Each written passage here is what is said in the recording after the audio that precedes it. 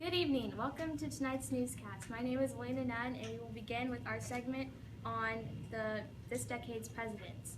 We will start with John F. Kennedy.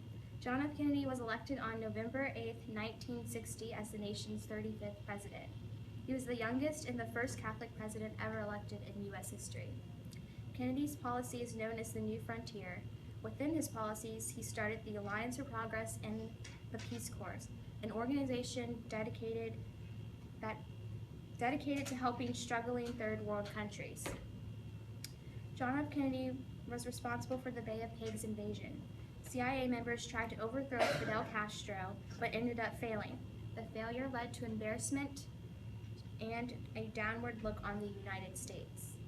During Kennedy's terms, the events known as the space race began. It started shortly after the Soviets launched the first man-made satellite into space. Kennedy then declared that we, the United States, by the end of the decade, will put a man on the moon. On Friday, November 22, 1963, John F. Kennedy was assassinated. He was killed while riding in his motor car with his wife, Jacqueline.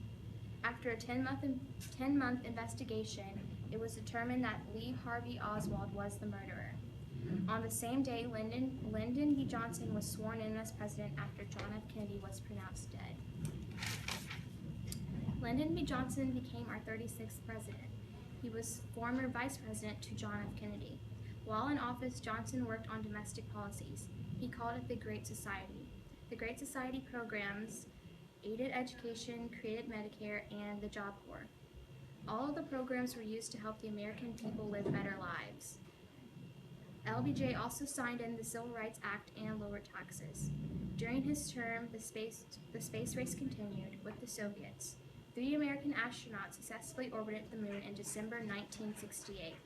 The Vietnam War also progressed as more American troops were sent over. At the end of Johnson's term, he shocked the nation by not rerunning for president. In the same year, Richard Nixon was elected president.